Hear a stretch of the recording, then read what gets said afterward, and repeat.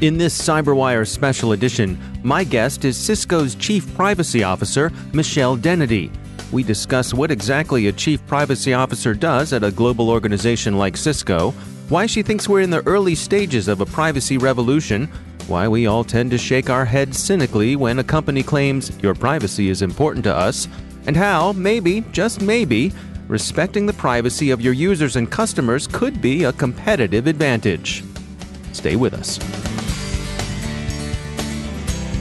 Time to take a moment to thank our sponsor, Cylance. Are you looking for something beyond legacy security approaches? Of course you are. So you're probably interested in something that protects you at machine speed and that recognizes malware for what it is, no matter how the bad guys have tweaked the binaries or cloaked their malice in the appearance of innocence.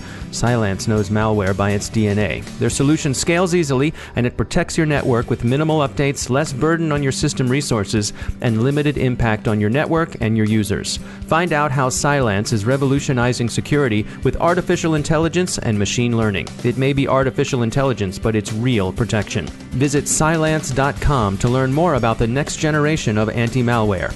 Cylance, artificial intelligence, real threat prevention. And we thank Cylance for sponsoring our show.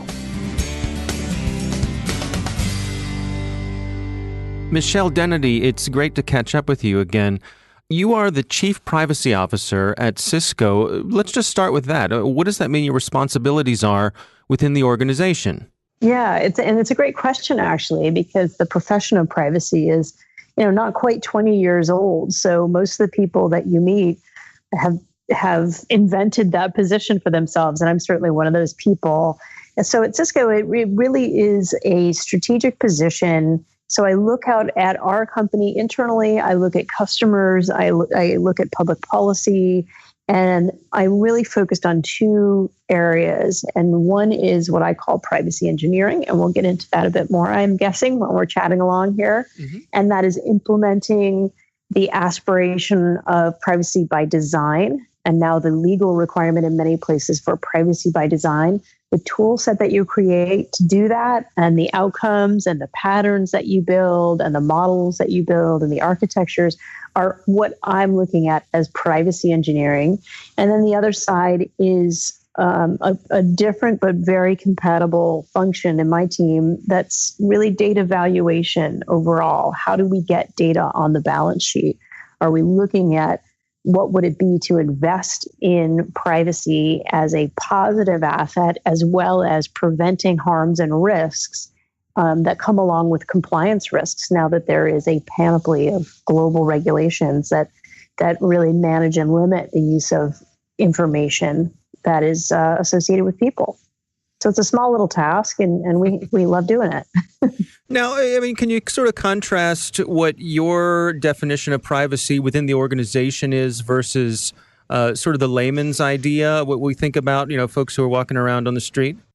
Yeah, it's fascinating because I think privacy, as my dear friend Eric Bonobo, who's a pioneer in AI, he was like, he didn't want to write the foreword for our book, and he did eventually. But at first I said, why won't you write the foreword to the Privacy Engineers Manifesto? And he said, privacy, it has a branding problem. And it's always stuck with me that he said that. And I think the branding problem is this. I think the layman, particularly in the US and other parts of North America, think about privacy as cloaking or secrecy or failing to disclose. So the heart of privacy is non-disclosure.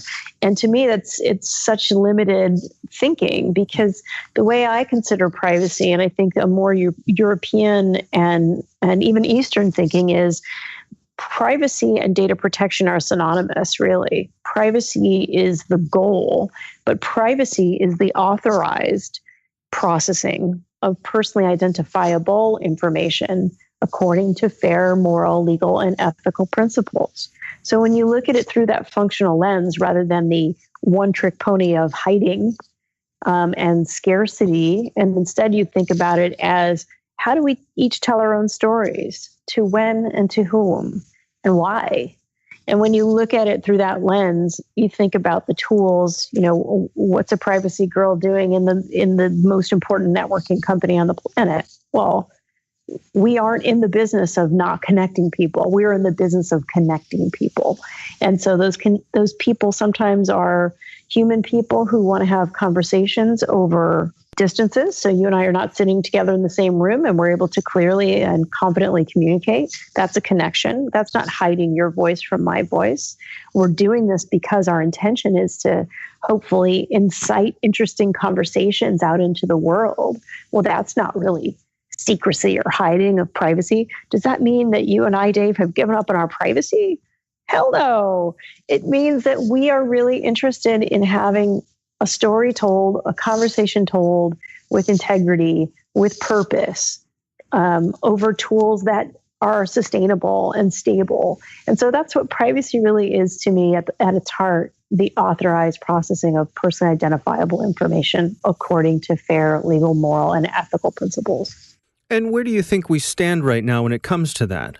I think we're in the beginning. I think if you want to be engaged in this profession, and I'll use profession with giant virtual air quotes, and that I think that there are technical widgets that have yet to be designed to help control and contain and maintain individuals' privacy.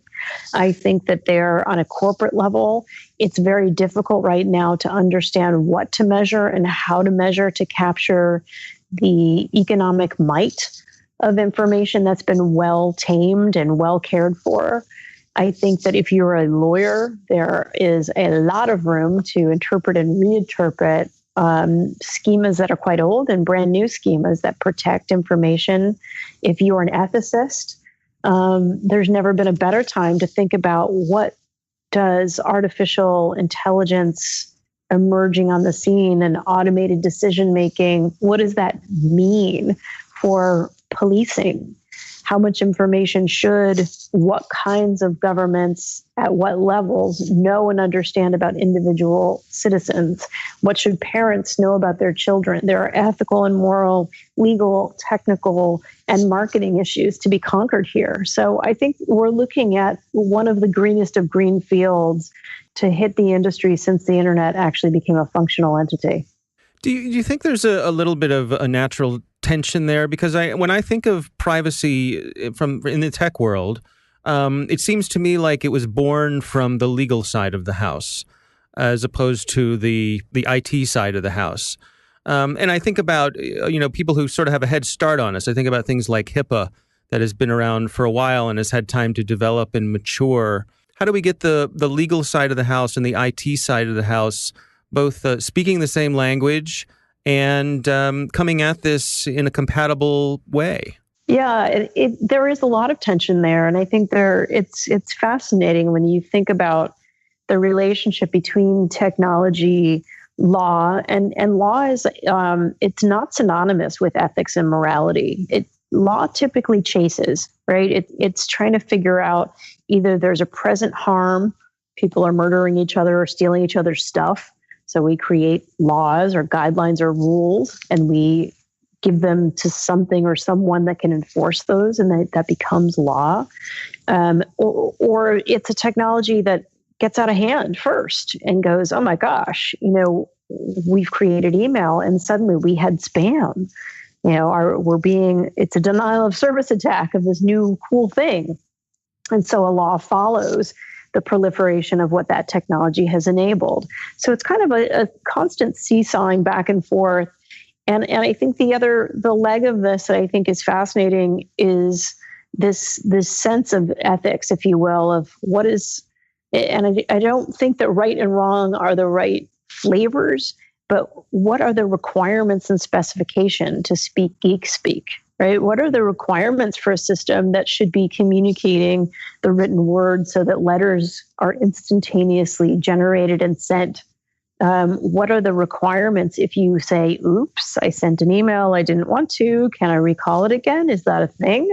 Can I run to the virtual mailbox and dig it out again? These are requirements that serve very human needs and requirements that aren't always reflected in the way we are developing either our laws or our systems. So I think that tension is met with process, with practice, with transparency, and things like this podcast that we're having is like, how do we have these discussions so that we take a step back and ask ourselves, are we developing what we actually want? I think for many consumers, certainly, we associate privacy with being hit by a EULA when we sign up for some new piece of software or some service. This impossibly long pages and pages and pages of legalese. And I think that can generate a natural sort of cynicism when it comes to this. We're just going to click through. There's no possible way I could understand this privacy policy. And yet we have the companies all saying to us, your privacy is important to us. Right. I mean, do we believe that statement anymore? Exactly. Do we believe it? How do they prove it? I think about something like, you have like the UL listing for electric devices. This has been certified by Underwriters Laboratory, by an independent organization to meet a certain level of safety. Do we need to have some sort of standard, some sort of norm, a shortcut for the consumer that says, yes, we've taken the time to read this EULA and this is where it stands. Here's the short version of what you can expect from this. Yeah. And I think UL Labs has always been one of my favorites because there's so much complexity that went into setting a standard for an electrical system. First there was the war over AC versus DC, which is safer. And there's all these like showmanship things, electrocuting elephants and killing prisoners and things, right? To show the might of the mighty electron. And now we've just come to look at those two little initials on a piece of tape around a cord, and that is enough for that complexity. So I think in the beginning, there was actually it brings to mind a sign that was in. If you've ever been to London and not been to the Tech Museum, you've got to go. Make time and go. It's right near Sloane Square.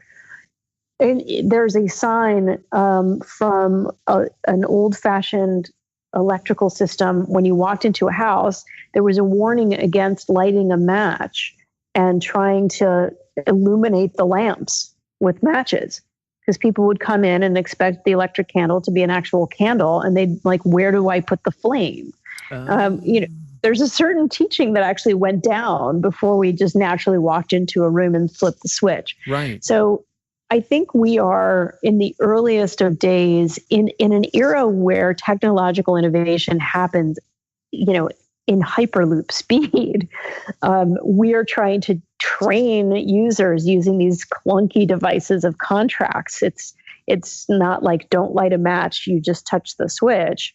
Instead, we're saying set your settings to do not share, or do you, and this is the question in privacy by design, should there be a default that everything is off so that even if you buy a communicative device, you have to work to get it to turn on, because the quote unquote default is don't do what the feature is that you wanted it to do in the first place. Mm-hmm. So I think we're still in that early era, but I think I always got an upside. If ever there's a downside, that means commerce to me. That means innovation. And I think right now the EULA, or the user license agreement, has to be rethought. I think the notion of opting in and opting out was something I railed about 20 years ago, because we have actually in common law in particular, and even in civil law countries, the notion of informed consent. So you go to your doctor, and that transaction happens far before you walk in the door. You look that person up either on the web, or your insurance plan has a listing, or there's a series of doctor's offices. There's all these signs and contextual cues that you're not walking into a sandwich shop, you're walking into a surgeon. Mm-hmm. Then there's the accreditation and licensing. Government has come in and forced this individual to take tests and take a certain level of education and practice. And maybe it's not true, but there are very harsh penalties if someone sets up a shop as a surgeon and indeed has no training or has lied about their background. There are sanctions and even imprisonment that would face that individual. So we don't have those cues online yet. And so we try to artificially shove them all into a 16-page single-spaced document. And I've experimented over the years with things like a graphic novel. So when I was at Intel, we had a little ninja graphic novel privacy policy for our consumer McAfee business. And it was fantastic. The questions that I got were much more intelligent. The desire to know where we processed was listed in the cartoon, and the little ninja showed you where it was. And it was cute and it was fun, but it was easy enough to do because we had such, although complicated to get security done, we had a very simplistic business on that side of it. So I think having iconography is important. One of the things that we've done at Cisco that I'm quite proud of that looks like a small step, but actually was a big step, or something that we call the data sheets. There's a good reason I'm not in marketing, Dave. So we do the privacy impact assessments to list where your assets are, what the controls are. And from that information that comes directly from the folks developing these products and services, you want to create trust. And so we have a center helpfully called trust.cisco.com. And on that site, you can find what we call the data sheet. If you want data about what data is in our products and services, you can actually look at that specific data sheet and have a conversation if you want to purchase those products or manage them or figure out what your controls or risks are up front. Even before you've walked in our door, we're hanging our credentials out on a sign for you to look at, do we just say that we care about your privacy, or are we actually doing things, organizing and building so that we can indeed respect that promise that we've made? Because we actually do care about your privacy, as it turns out. Do you think we've reached the point where caring about privacy has competitive advantages? I sure hope so. I think I'm going to give you kind of a answer. Okay. My inclination is, of course it is, Dave. We've got 4% of global turnover for GDPR if you mess this up. We've got a $5 billion with a B consultants took out of our pockets, lawyers and third-party consultants and other professionals, $5 billion service industry that built up around just getting to the front end of GDPR, the General Data Protection Regulation in the European Union. So $5 billion feels like a market to me. And the question is, do you want to spend that on consultants every year, or do you want to start building things that are automated and built into your systems? So I think the market is coming. I'm not sure that people would distinctly say being private or not private is a competitive advantage because it's required under the law. I will say those with greater transparency, working privacy interfaces, clarity about where and when and how data is processed, the cleaner you get, and we've actually done a study on this, the faster you get to closure. So 65% of respondents in our survey, and it's 3,000 people vetted over 20 different countries. We did a benchmark study, double blind, so they don't know it's us. And we said, are you experiencing what I call data friction? And data friction to me is when somebody wants your stuff and they say, oh, I have questions or problems or issues with privacy or security. That becomes day zero for me. And we found in our study that on average globally, you can have as far out as a 16.8 week delay. And 16 weeks is longer than a quarter. So you've got salespeople who are paid quarterly and gold quarterly who now have to wait after they get to yes, 16 some weeks, to answer the questions and get through the issues of privacy and security. Where you've invested at least even to a mid-level in a 5-scale privacy maturity, what we found was correlated, we don't have causation yet, but correlated an 80% improvement on that number. So you can go from an average of 7.8, 16 is an outlier in certain jurisdictions, but 7.8 is the average length of delay, down to about a 2.8 week delay. And so I call that a marketplace. And so it's the first time we did that measurement 2 years in a row before we finally published the report. We're working on the third year of data to see if that trend still exists. But I think where people recognize that data friction is a way to accelerate your business, that investing in privacy and governance is not just a way to get out of fines, but it's a way to accelerate closure of services and products that are increasingly information-based, to me, that smells like a market. There is much more to my conversation with Michelle Dennedy, and you will find it on her podcast, which is called Privacy Sigma Riders. Search for it, look it up, check it out, and subscribe. That's Privacy Sigma Riders, where you can hear the second half of our conversation on privacy and cybersecurity. My thanks to Cisco's Michelle Dennedy for joining us, and of course to our sponsor Cylance for making this CyberWire Special Edition possible. Find out how Cylance can help protect your systems through the use of artificial intelligence at Cylance.com. The CyberWire podcast is proudly produced in Maryland out of the startup studios of Data Tribe, where they're co-building the next generation of cybersecurity teams and technology. Our CyberWire editor is John Petrick, social media editor Jennifer Iben, technical editor Chris Russell, executive editor Peter Kilpie, and I'm Dave Bittner. Thanks for listening.